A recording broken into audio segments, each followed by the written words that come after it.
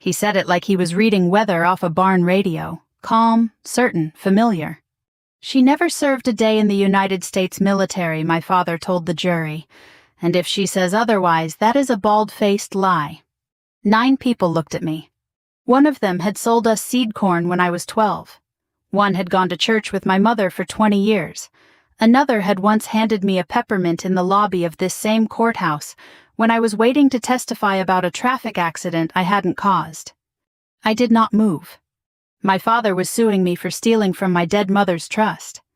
What he did not know, what his lawyer did not know, what the whole county did not know, was that inside my attorney's briefcase sat a sealed envelope from the Pentagon. And before this day was over, the judge would take off his glasses, look straight at me, and say 4 words that changed the air in the room. All rise. The water in the paper cup tasted like metal and old pipes. I remember that because when your life splits in two, the mind clings to useless details. The grain of the witness stand under your fingertips. The hum of fluorescent lights.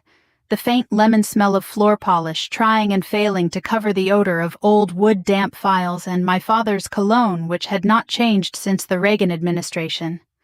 It was still too sharp, still applied like volume could substitute for dignity. My name is Evelyn Carter. I was 43 years old that morning in the Marion County Courthouse, and I sat in the witness box listening to my father erase me in public with the confidence of a man who had never once mistaken his opinion for anything less than law. Harold Carter was 71, broad through the shoulders, even now his hands rough and knuckled from a life of land and machinery, and pointing at people when they disappointed him. In our part of Kentucky, his voice carried. He had chaired the county planning board for 12 years, served on the church finance committee for longer, and spent most of his adult life cultivating the kind of reputation that makes other men lower their tone when they disagree with you in public. He wore his charcoal blazer that day, the good one, funeral wool, board meeting wool, the one he saved for occasions where he wanted to look like reason itself. Across the aisle, his attorney Martin Bell stood beside the plaintiff's table with a yellow legal pad and a manila folder puffed full of papers he believed would bury me. Martin had practiced probate and land disputes in this county for 3 decades. He had the smooth confidence of a man accustomed to dealing with visible facts, signed deeds, tax maps, wills, utility records.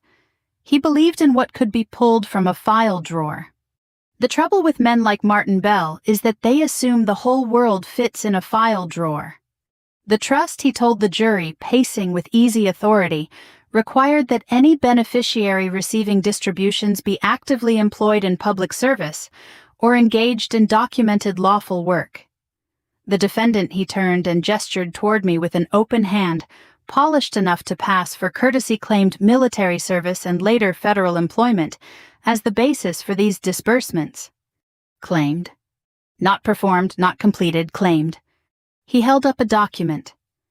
But our investigation found no verifiable military record accessible through standard channels, no public employment file consistent with her statements, and no evidence that Ms. Carter served in any capacity she has alleged to family members over the years. Alleged to family members. That was another neat trick. Reduced 21 years of service to kitchen table mythology. My attorney Daniel Mercer sat at the defense table without interruption. He was 48, former Army JAG, neat in a dark suit, his silver tie clipped exactly straight. He had the kind of stillness that makes noisy men underestimate you. He did not fidget. He did not whisper useless reassurances. He had reviewed every document, every letter, every insult disguised as evidence. He knew what could be said and what could not. More importantly, he knew what was coming. He also knew better than to move too soon. I folded my hands on the rail in front of me. People say that when you're accused of something monstrous, your body betrays you. Your pulse climbs, your face flushes, your breathing changes. Mine didn't. Training settles into the bones after enough years.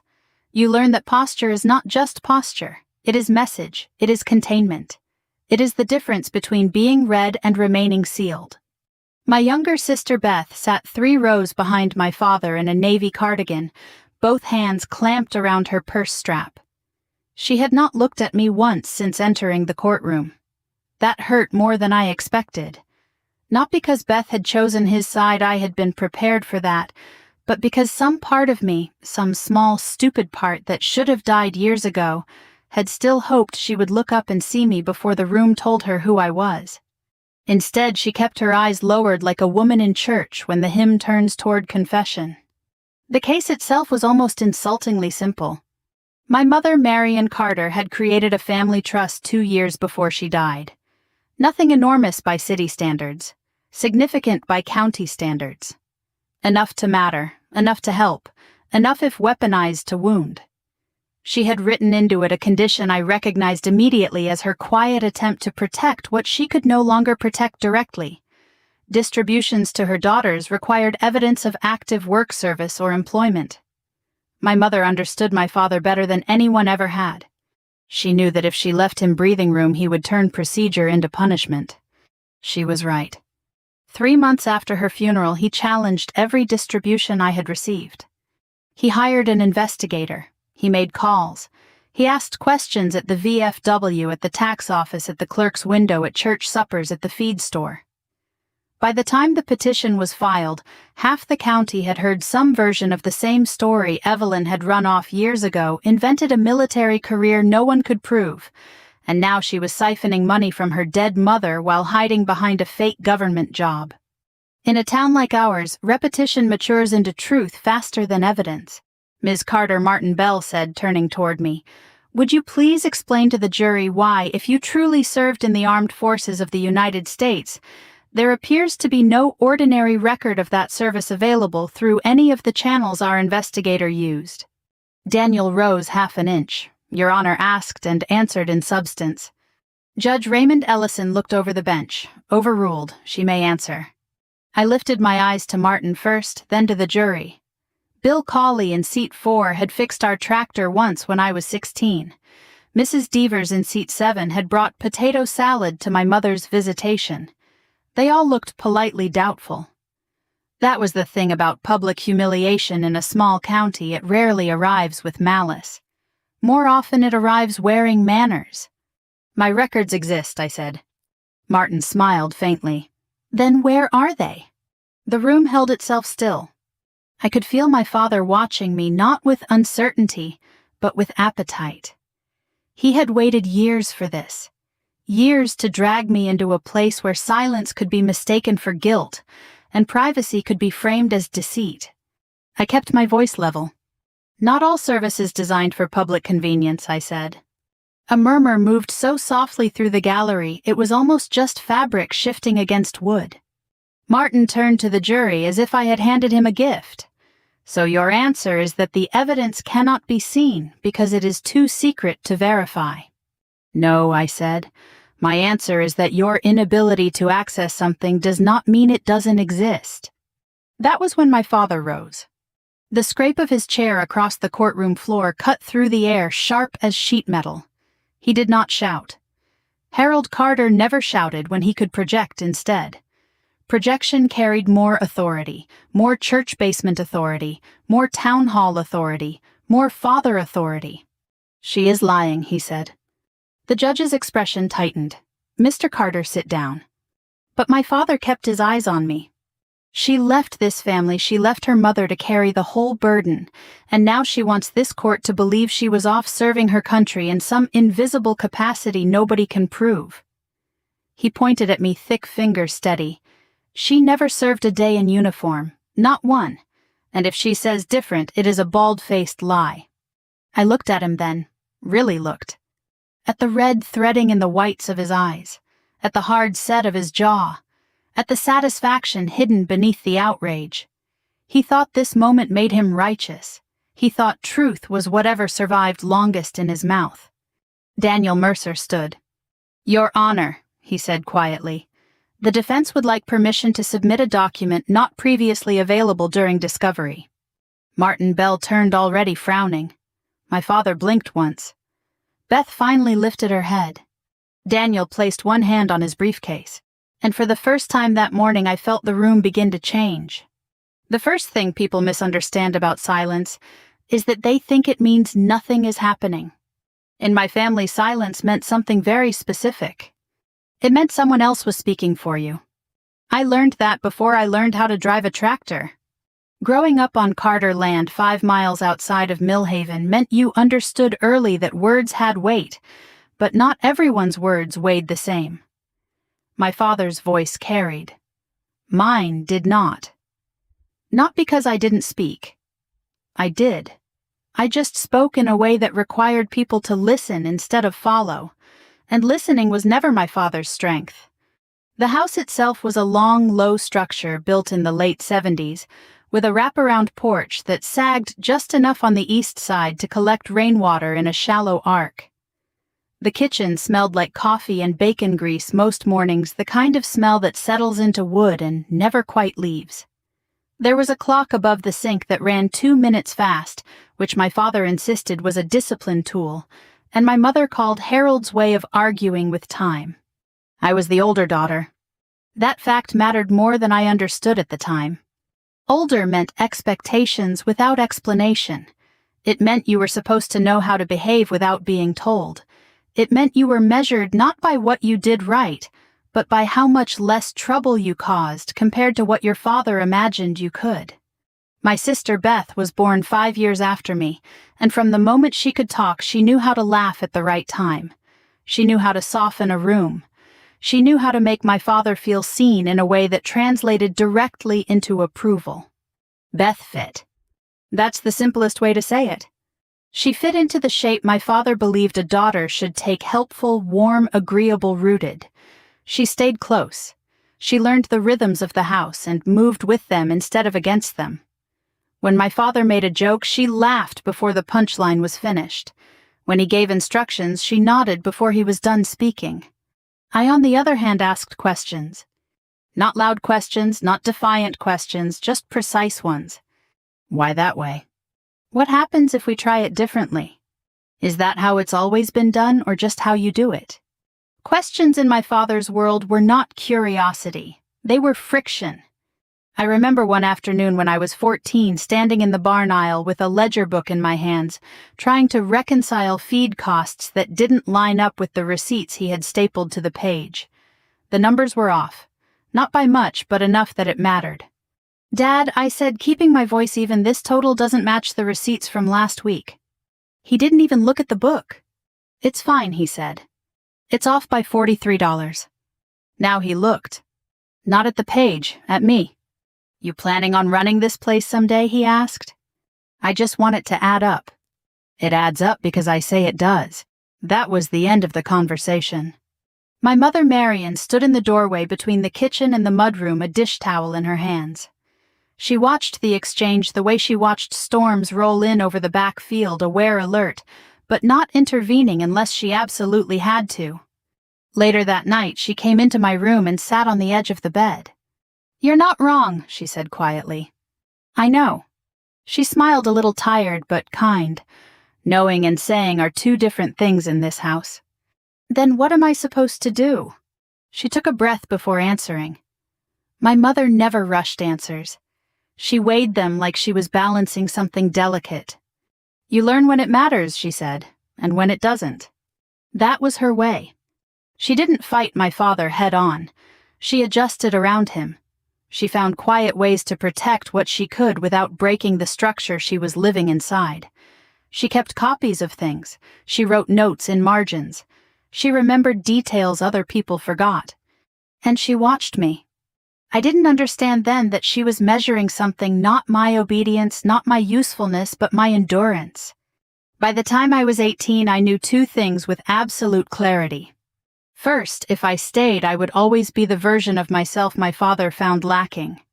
Second, leaving would cost me everything I understood as home. I chose leaving. There was no ceremony to it, no send-off, no dinner, no speech, just a duffel bag on the porch and a ride into town in my father's truck that rattled every time we hit a patch of uneven road. We didn't talk much during that drive. At the bus station, he put the truck in park and kept both hands on the wheel. "You sure about this?" he asked. "Yes." "You think the military's going to fix whatever it is you think is wrong with you?" I didn't answer that. There wasn't an answer he would accept. He nodded once like he had confirmed something for himself. "Don't come back here looking for a bailout," he said. "We take care of our own. We don't carry people who won't carry their weight." "I won't," I said. He looked at me, then really looked like he was trying to decide if I believed what I was saying or if I was just saying it to leave. "Good," he said, "because I won't do it." That was the last conversation we had before I left for basic training. My mother hugged me at the door that morning, not in front of him, after he had stepped out to check the truck. She held on longer than usual. "Right when you can," she said into my shoulder. "I will." "And Evelyn?" "Yes." She pulled back just enough to look at me. Her eyes were steady. "Not everything you do will be understood," she said. "That doesn't make it wrong." I nodded. At the time, I thought she meant the military. I would later understand she meant everything that came after. Basic training stripped things down fast. It removed the parts of you that were performative and left behind the parts that functioned under pressure. I found something there that I had never found at home. Clarity. In the Army, questions weren't disrespect if they were asked at the right time in the right way for the right reason. Precision mattered. Accuracy mattered. Results mattered. It was the first environment I had ever been in where being exact was not a flaw to be corrected. I wrote letters home at first. My mother wrote back. My father didn't. When I finished training and moved into my first assignment, the letters became less frequent. Not because I stopped caring, but because the life I was entering did not translate easily onto paper. There were things I could say and things I couldn't. The space between those two categories grew wider with every year. Beth sent a few notes early on, short, bright, full of small-town updates. Who got married, who moved away, what the weather had done to the corn that season. Eventually, those stopped too. Not abruptly, just gradually, the way contact fades when it isn't actively held in place. By the time my mother got sick, the distance between us was no longer just miles. It was narrative. My father had filled in the gaps I left with a version of me that made sense to him. Evelyn left. Evelyn didn't come back. Evelyn doesn't talk about what she does. Evelyn must not be doing anything worth talking about. And in a town where visibility is the same thing as truth, that story held. When the diagnosis came, I returned as often as I could. Not as often as my father believed I should. Not as often as Beth managed. But I came. Hospitals have their own kind of silence. Not the absence of sound, but the layering of it monitors footsteps, distant voices, all softened by walls that have seen too much to carry anything sharply anymore. My mother never asked me for details. She never asked what I did. She asked if I was safe. She asked if I was eating. She asked if I was sleeping. And once, only once, when we were alone and the machines were quiet for a moment, she said, "Are you where you're supposed to be?" "Yes," I said. She studied my face like she was verifying something only she could see. "Good," she said. "Then don't let anyone make you smaller than that." She died in January. The ground was hard, the sky was low, the kind of cold that settles into your joints and stays there.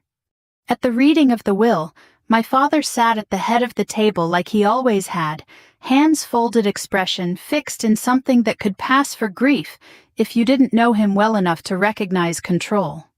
The trust was explained. The conditions were read. When it was over, he didn't look at me.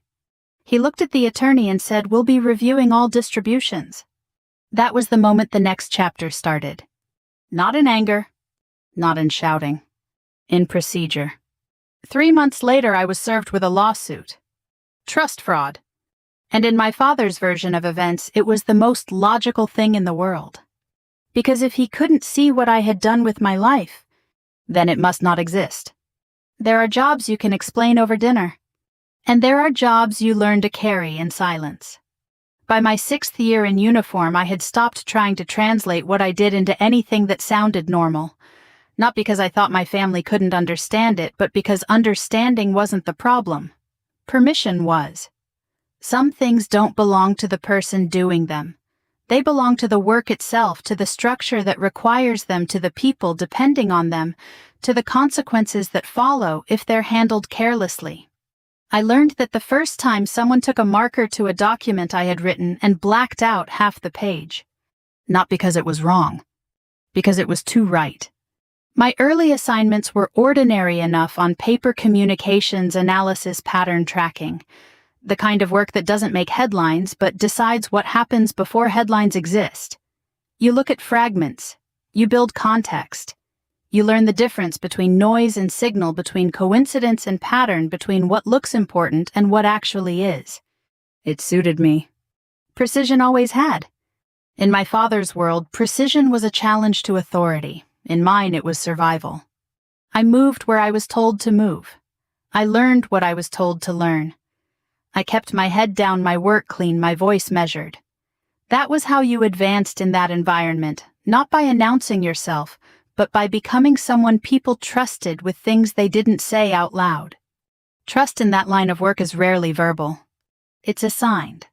The first time my role shifted, it wasn't announced either. There was no ceremony, no speech, just a conversation in an office that required 2 separate badges to enter. "You're being reassigned," the man across from me said, sliding a folder across the desk. Where I asked. He didn't answer that directly. "You'll be given a cover designation," he said. "Administrative analysis, contract support, nothing that invites questions." "And the actual work?" He met my eyes not unkindly. "The actual work is why you're here." That was the moment I understood that my life had just split into 2 tracks. One that could be described, and one that couldn't. On paper, I became a mid-level analyst attached to a logistics group, with a name bland enough to pass through most conversations without leaving a trace. My address moved to a DC mailing block that looked like 100 others. My salary aligned with a role that sounded stable, predictable, forgettable. In reality, I spent my days in rooms where the clocks were synchronized to systems you didn't question, and the doors closed behind you with a sound that told you exactly how far from ordinary life you had just stepped. You learn to live like that.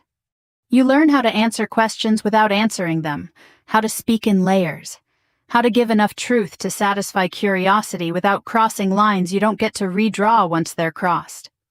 When Beth called in those early years, her voice was still light, still easy. "So what do you actually do all day?" she asked once, laughing a little. "Dad says you sit in an office pushing papers." I could hear him in the background, his voice low but present, shaping the space even when he wasn't part of the conversation. "I work in analysis," I said. "Same contracts, different problems." She paused. "That sounds vague?" "It is," I said. She laughed again, but softer this time. "Well, as long as you're happy." Happiness wasn't the metric. Function was. I told my mother the same thing when she asked. She never pushed. She didn't need details to understand direction. As the years passed, my visits home became less frequent, not because I didn't want to be there, but because being there required a version of myself that no longer fit cleanly over the one I had become. Conversations stayed on the surface. Questions stayed small. My father stopped asking entirely. Silence in his hands became something else. Not absence. Judgment. "You still in DC?" he asked once over speakerphone, his tone flat. "Yes." "Doing what?" "Analysis." A pause. "That must be nice," he said. "Safe, comfortable. Someone has to keep the paperwork moving while the rest of the country does the real work." I didn't correct him. Correction with him was not information. It was opposition. And opposition invited escalation. By the time my mother's health began to decline, the narrative about me in Millhaven had settled into something fixed. I was the daughter who left. The daughter who never really came back. The daughter who said she worked for the government but couldn't explain how. The daughter who, in my father's words, had found a way to make a living without ever getting her hands dirty. What people don't understand about that kind of narrative is how efficiently it fills space. Once it exists, it answers questions before they're asked. Why isn't she here more often? Because she doesn't care. Why doesn't she talk about her work? Because there's nothing to talk about. Why does she live so far away? Because she couldn't make it here. It becomes a system. Self-sustaining. My mother saw it happening.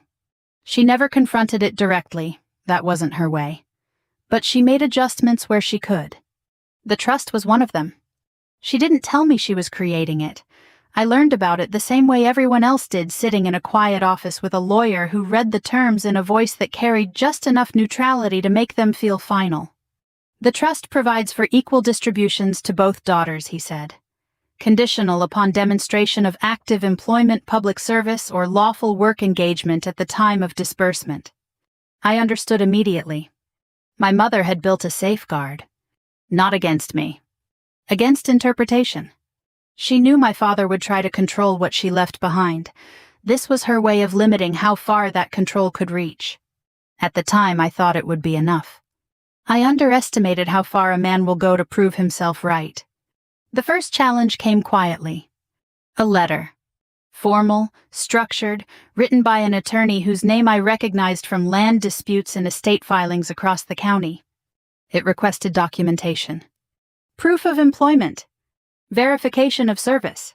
Reasonable on its face.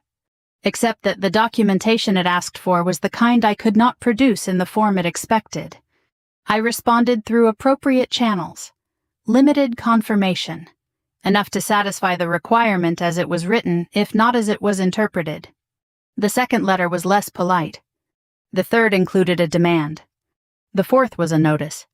By then, my father had already begun telling people what he believed. "She's been taking money she didn't earn," he said at the diner over coffee that sat too long on the burner. "Says she's been in the military all these years. Funny how nobody can prove it." At church, the story shifted slightly. "We did our part here," he told the pastor. "Kept things going, took care of her mother, and now she shows up when there's money involved." At the feed store, it hardened. "She's living off a story," he said, "always has." Each version carried the same core. I wasn't just absent. I was dishonest. By the time the lawsuit was filed, the narrative had matured into something that felt to everyone hearing it like common sense. Of course she couldn't prove it. Of course the records didn't exist. Of course she had found a way to work the system. The petition itself was precise.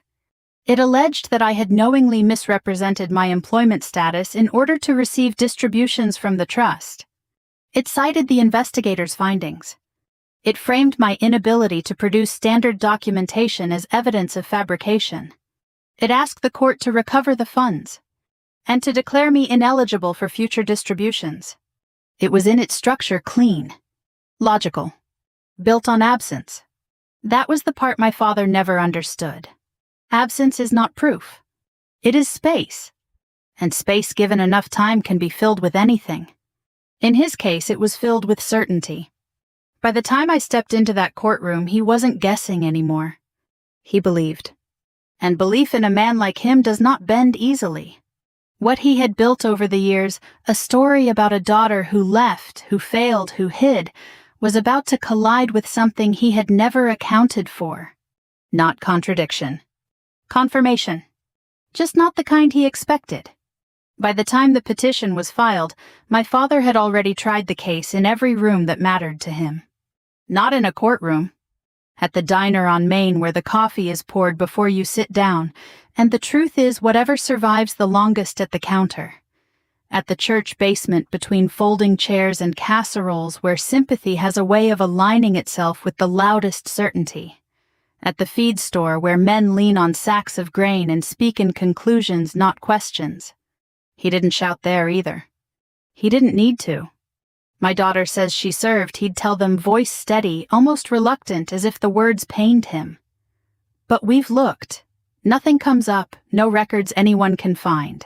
And now she's taking money from her mother's trust like she earned it." It was the tone that did the work. Not angry. Disappointed. Disappointment travels further. By the time I received the official notice, the story had already settled into the county like a weather pattern. People didn't need to verify it. They recognized it. It fit into the shape of other stories they already believed. The daughter who leaves. The daughter who doesn't come back. The daughter who claims more than she's done. When the court date was set, I knew exactly what I was walking into. Not just a legal proceeding. A correction. My father intended to correct the record in the only place left that could make it official. The Marion County Courthouse hadn't changed since I was a kid. Same oak doors, same scuffed steps, same long hallway that carried voices further than people realized. The same clock above the clerk's window always a few minutes off, like time itself had decided not to argue with the building. Daniel and I arrived early. He didn't speak much as we walked in. He didn't need to. His presence was its own kind of preparation, measured, controlled, attentive to things most people missed. He nodded to the clerk, signed us in, and chose our table without hesitation. "Everything is in place," he said quietly as he set his briefcase down. I knew what that meant. The authorization had come through. Not easily. Not quickly. But it had come. "Understood," I said. He looked at me for a moment longer than usual. Not concern. Assessment. "You're good?" he asked. "Yes." He nodded once. That was all the reassurance either of us required. The room filled slowly. People don't rush into court in a town like ours. They arrive in small groups, take their seats, exchange looks that carry more conversation than words. By the time the bailiff called the session to order, most of the seats were occupied. Not by strangers. By witnesses to a version of my life I didn't recognize. Beth slipped in just before it started, taking her place behind our father. She sat close enough to him that their shoulders almost touched, but not quite. That small distance said more than anything she might have spoken. My father didn't look back. He didn't need to check if she was there. He assumed. Judge Raymond Ellison entered from the side door, robe, moving just enough to remind the room that authority had arrived. He was older than my father, maybe by a few years, with silver hair cut close and glasses that sat low on his nose when he read. He had the posture of someone who had spent a long time in rooms where decisions carried consequences. He took his seat, scanned the room once, and gave a short nod. "Be seated." Martin Bell stood immediately, smooth as habit. "Your Honor, members of the jury," he began, and launched into his opening with the kind of confidence that comes from believing your evidence is both complete and sufficient. He laid it out cleanly. The trust. The condition. My claim of service. The investigation. The absence of proof. He held up the investigator's report like it was a cornerstone. "No record," he said, tapping the page lightly. "No confirmation, no documentation that can be verified through any standard civilian or governmental channel available to us." He paused just long enough to let that settle.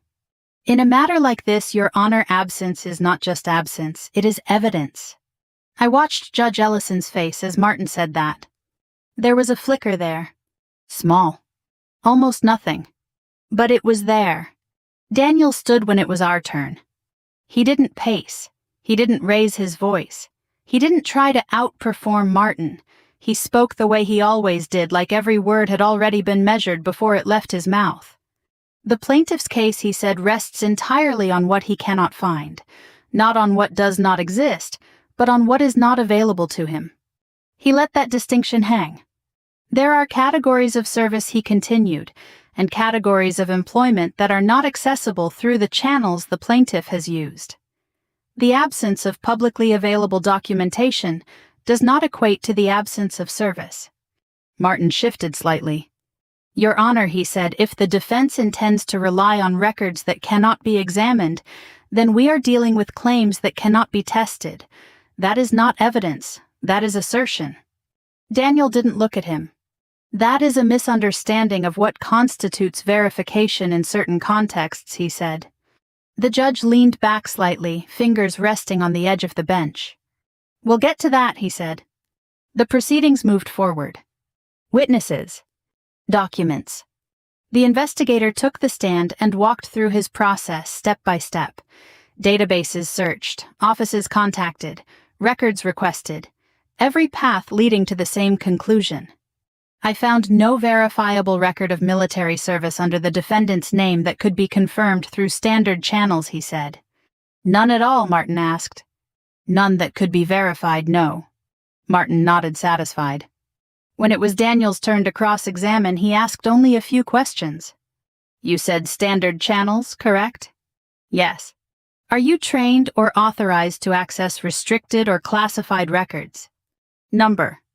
Are you aware that certain categories of service are not reflected in the databases you searched? A pause. I'm aware that not everything is public, the investigator said carefully. But your conclusion, Daniel said, is based on what you were able to access. Yes. Daniel nodded once. No further questions. It was enough. Not to convince. Not yet. But enough to create a space where certainty didn't sit as comfortably. When my turn came, the room seemed to lean in. I took the stand again, the wood of the rail familiar now under my hands. The same 9 faces, the same polite suspicion, the same quiet expectation that I would either confirm what they already believed or fail trying. Martin approached, his tone courteous.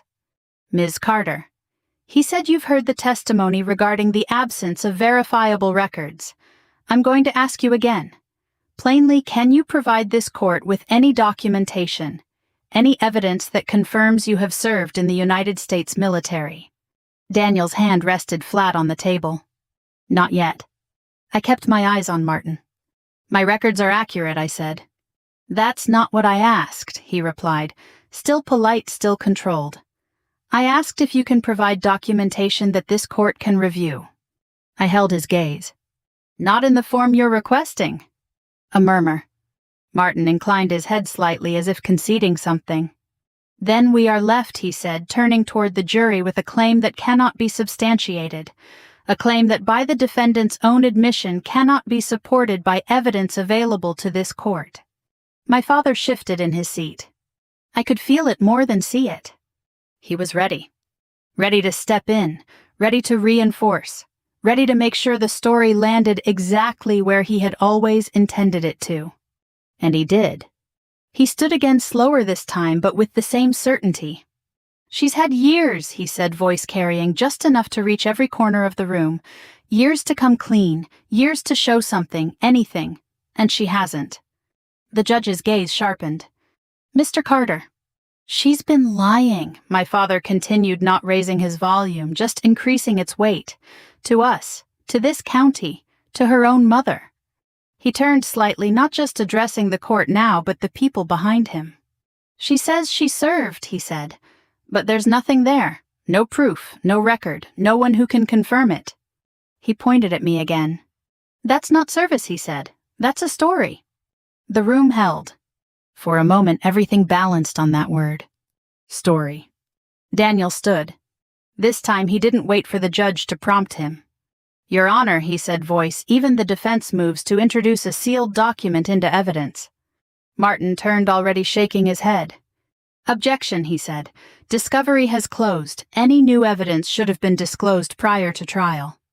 Daniel didn't look at him. This document was not available prior to trial, he said. It required authorization from federal authorities. That authorization has now been granted. The air shifted.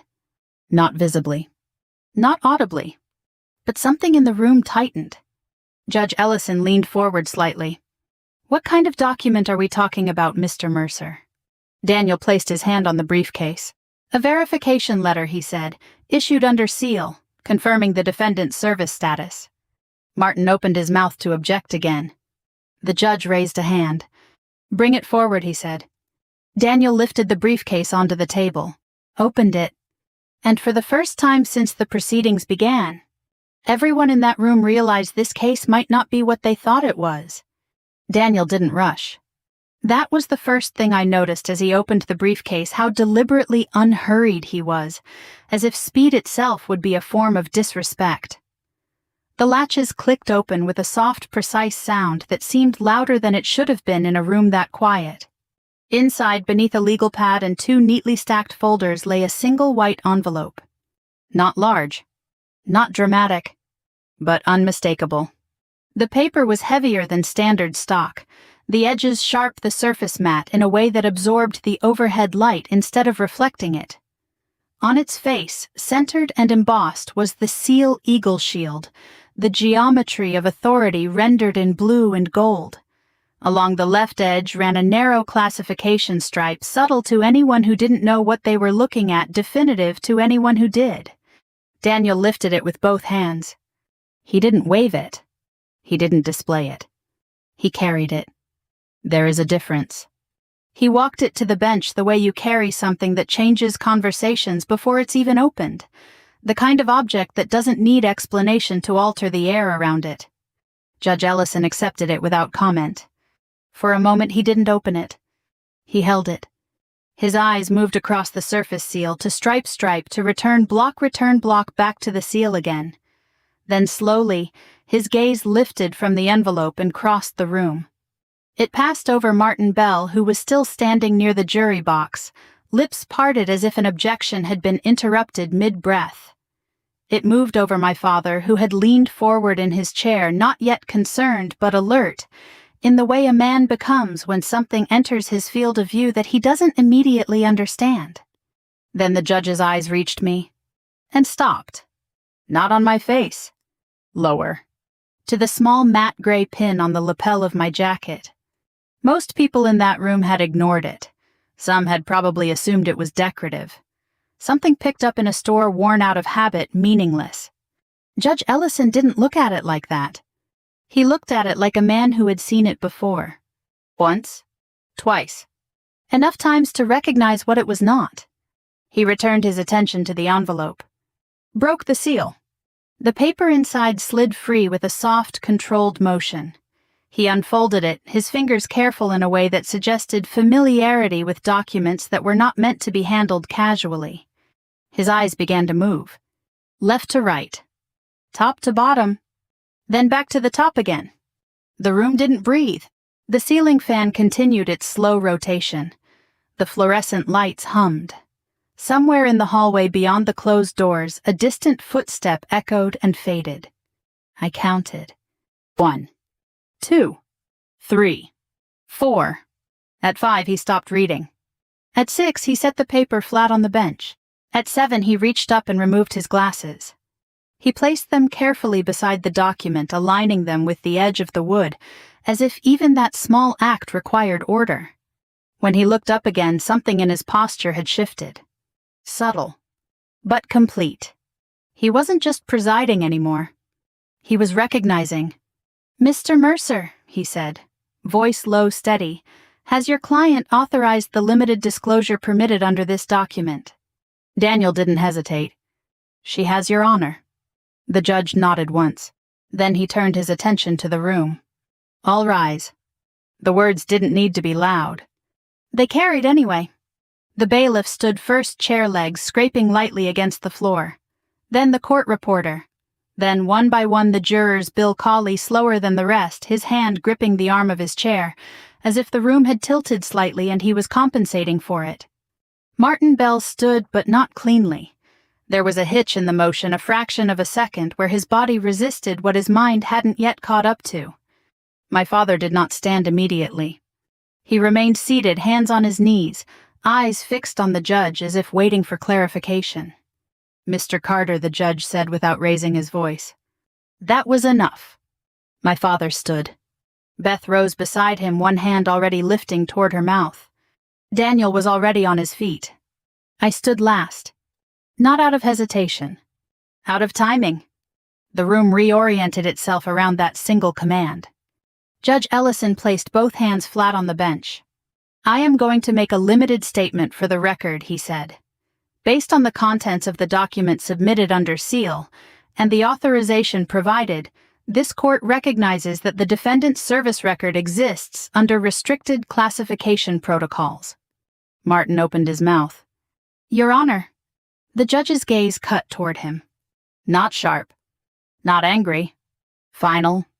"You will have an opportunity to respond, Mr. Bell," he said. "You will not interrupt." Martin closed his mouth. The judge continued. "The absence of publicly accessible documentation in this instance is not indicative of absence of service. It is consistent with the nature of the service described in the verification provided." A ripple moved through the jury. Confusion first. Then something else. Recalibration. My father's fingers tightened against his pant legs. I watched the tendons in his hands shift, the same hands that had fixed fences, lifted feed-signed checks pointed at me across kitchen tables. Hands that had always known what they were dealing with. Until now. The document further confirms the judge said that the defendant has maintained continuous service in the United States Armed Forces for a period exceeding 2 decades. The words landed clean. No emphasis. No embellishment. They didn't need either. Martin's folder slipped from his hand. It hit the floor with a soft, papery sound that seemed to echo more than it should have. He didn't pick it up. Beth's hand fully covered her mouth, now her eyes wide, fixed on me as if trying to reconcile 2 versions of the same person and failing to make them fit. My father didn't move. He stood there upright but hollowed, as if something had been removed from the center of him without warning. "You may be seated," the judge said. The room lowered itself back into place. Slower this time. More carefully.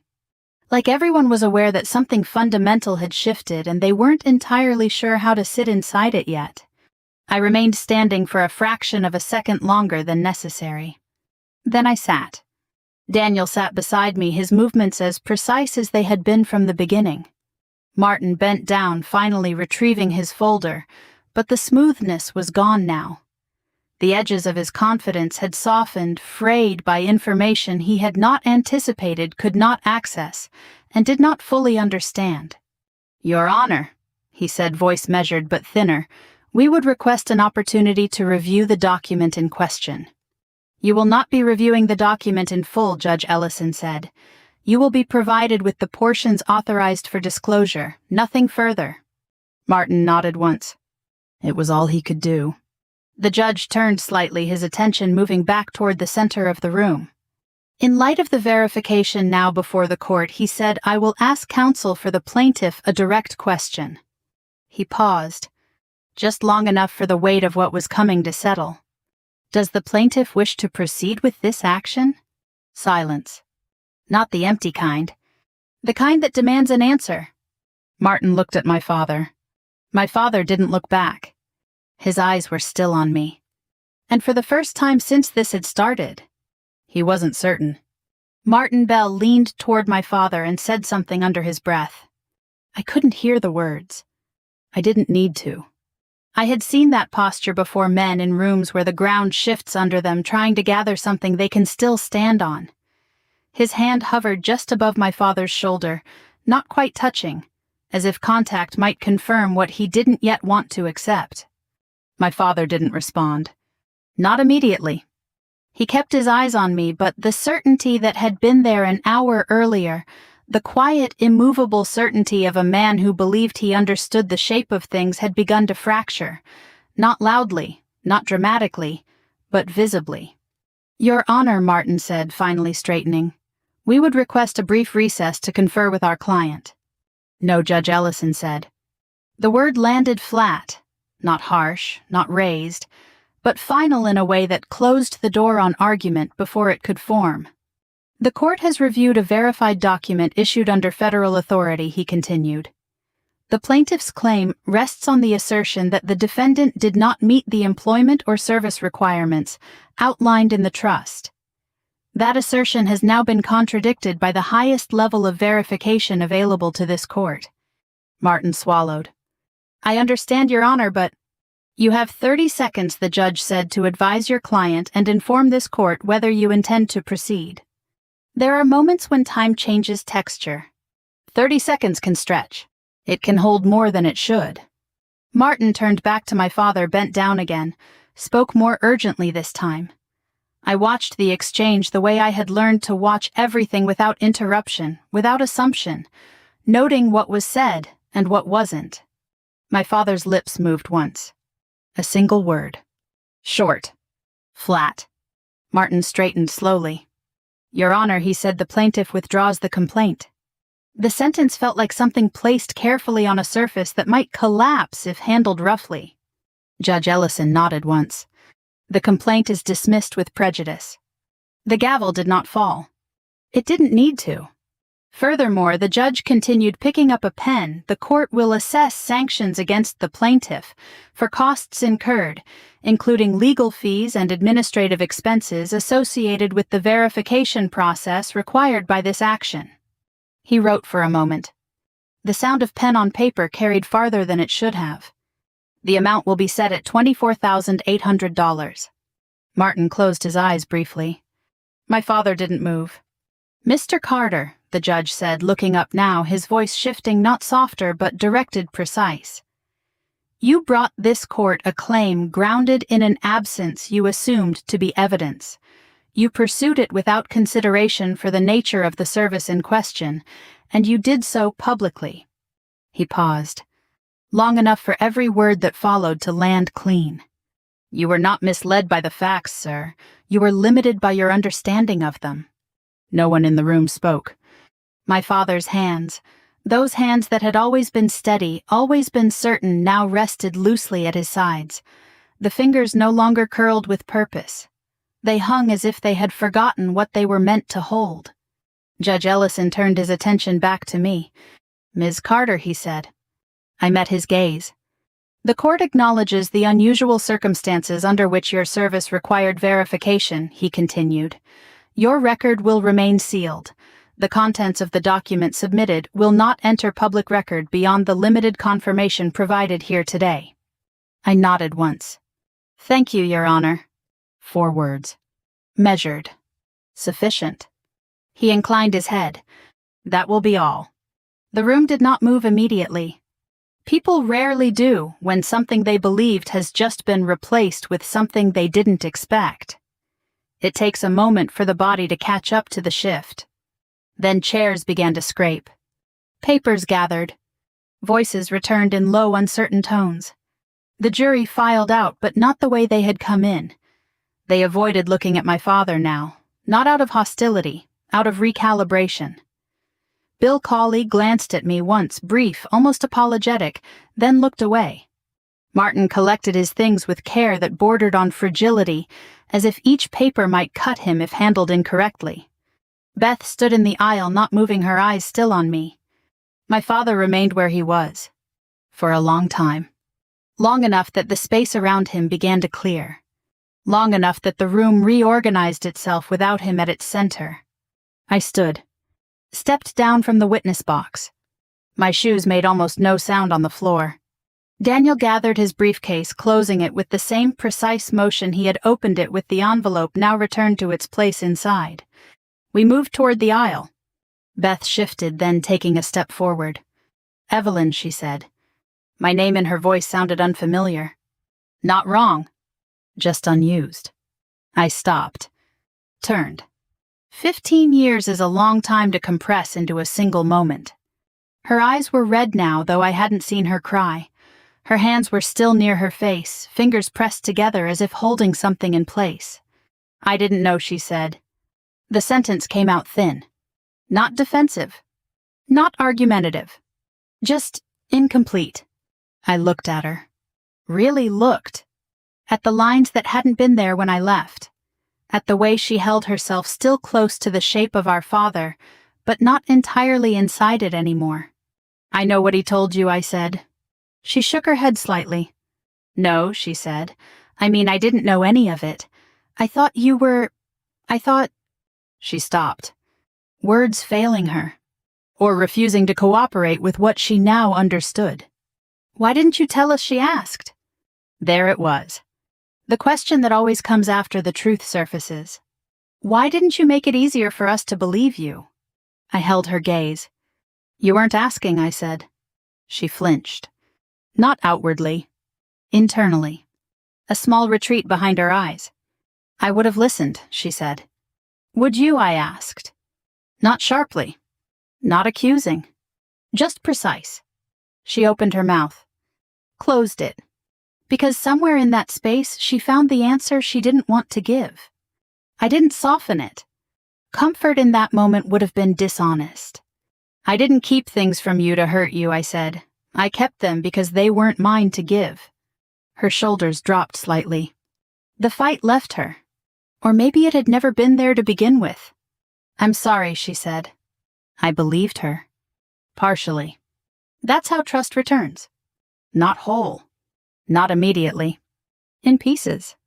Behind her I could see my father finally move. Slowly. He stood, but the motion lacked the structure it had carried his entire life. His spine didn't lock into place the way it used to. His shoulders didn't square with the same automatic authority. He looked at me, and for the first time in years, he didn't look like a man addressing a problem. He looked like a man confronting something he did not understand. "Evelyn," he said. My name sounded different in his voice now, too. Less certain. He took a step forward. Stopped. "You said you were in D.C., he said. You said you were doing analysis. I said. That's not, he began, then stopped himself. Because he didn't have the language. Not for what he had just seen. Not for what had been confirmed. "You were in the military?" he asked. The question was almost childlike, stripped of everything that had come before it. I held his gaze. "Yes." "For how long?" 21 years. The number landed between us. "Heavy." He blinked. "Once. Twice." "You never told me that," he said. I didn't look away. "You never asked me anything that required me to answer it," I said. He absorbed that. Or tried to. His jaw moved, searching for the old line, the one that had always anchored him. "It didn't come." "General," he said. The word sounded wrong in his mouth. Not incorrect. Unfamiliar. I didn't respond to it. Not because it wasn't accurate. Because it wasn't necessary. Titles matter in some rooms. Not in this one. I let the silence sit. Not passive. Not empty. Deliberate. After a moment, I turned. Walked past Daniel. Past the rows of seats. Past the place where my father stood no longer at the center of anything. The hallway outside felt different. Cooler. Cleaner. Air that hadn't been shaped by expectation. Daniel caught up to me near the exit. "Sanctions will stand," he said. "He'll try to appeal. It won't go anywhere." "I know," I said. He studied me for a second. "You handled that well," he added. "I handled it," I said. That was enough. We stepped outside. The sky was clear. The kind of blue that doesn't ask anything of you. Behind us, the courthouse doors closed. And for the first time in a long time, my father no longer controlled the story. 3 weeks after the hearing, the town began to correct itself. Not loudly. Not all at once. That isn't how places like Millhaven change. They shift the way a shoreline shifts, grain by grain, conversation by conversation, until one day you realize the edge is no longer where it used to be. My father tried at first to hold the old line. At the feed store, he told someone that the court had overreached, that the government had papered over the situation, that things weren't as they appeared. The man he told that to was Bill Cawley's cousin. Bill had been sitting in the jury box when a sealed document from the Pentagon crossed a county bench, and a judge told the room to stand. The story didn't hold. It didn't need to be challenged. It simply didn't take. At church, the conversations shifted in tone. Not confrontational, not accusatory, just different. People asked fewer questions of him. They filled the silence he left with their own conclusions. The pastor stopped seeking his opinion before committee decisions. The invitations that had once arrived automatically began to require confirmation. At the diner, his usual seat remained open, but the rhythm changed. The waitress still poured his coffee. Habit doesn't break easily. But the easy back and forth, the nods of agreement, the small affirmations that had once reinforced his version of things, those thinned. Respect in a small town is rarely removed outright. It is withdrawn. Quietly. My father stopped going to the feed store after a month. He still attended church, but he sat further back. Beth called me 6 weeks after the hearing. I was at Fort Meade, standing in a hallway outside a secured room, my phone in my hand, the signal just strong enough to carry her voice without distortion. "Hi," she said.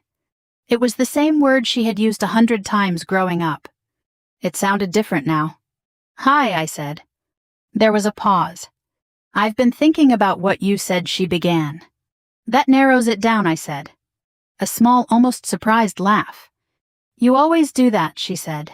"Make it just sharp enough that I have to pay attention." That wasn't the goal. "I know," she said. "It just is." Another pause. "I wasn't asking," she said finally. "You were right." I leaned back against the wall. The building hummed around me, ventilation, distant footsteps, the low constant presence of systems doing what they were designed to do. It's easy not to ask when the answers are already there, I said. I thought they were, she replied. Most people do. She exhaled slowly.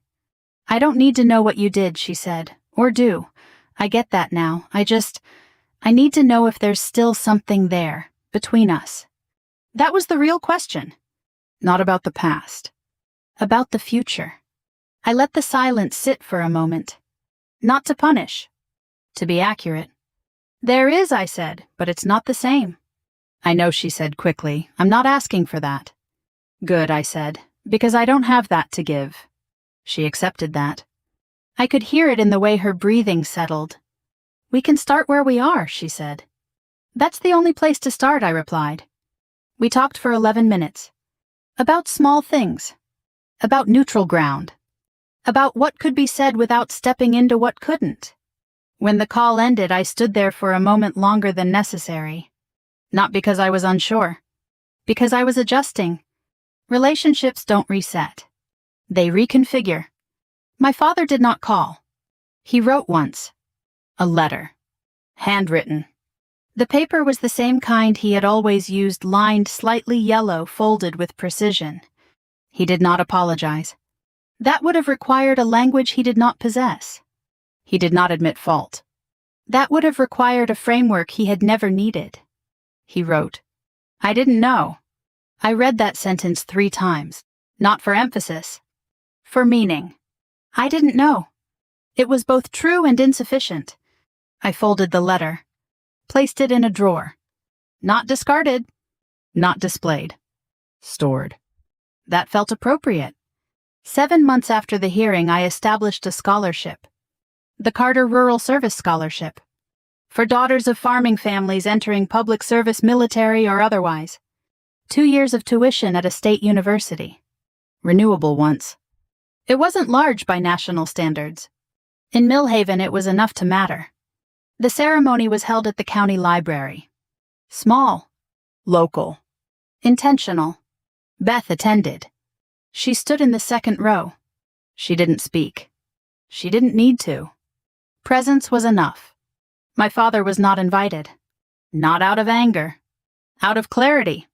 Some spaces are not meant to be shared. A brass plaque was mounted near the entrance. Simple.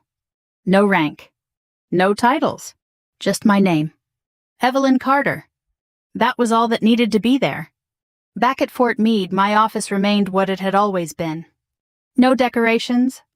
No visible markers of what had been confirmed in that courtroom. A desk. A screen. A pin. The same small matte gray pin that had caught a judge's eye and reframed a case. I wore it the way I always had. Not for recognition. For continuity. There is a kind of freedom that comes when you no longer need to be understood by the people who once defined you. It is not loud. It is not triumphant. It is steady. For years my silence had been interpreted as absence, as evasion, as proof of something lacking. In that courtroom it became something else. Not a void. A boundary. My father had mistaken what he could not see for what did not exist. He had filled that space with a story that made sense to him. He had told it often enough that it felt like fact. He had taken it into a court of law expecting it to hold. It didn't. Not because I argued louder. Not because I exposed more. Because eventually the truth arrived with authority that did not require his approval. I didn't win that day. Winning implies opposition. This wasn't a contest. It was a correction. A realignment between what was said and what was.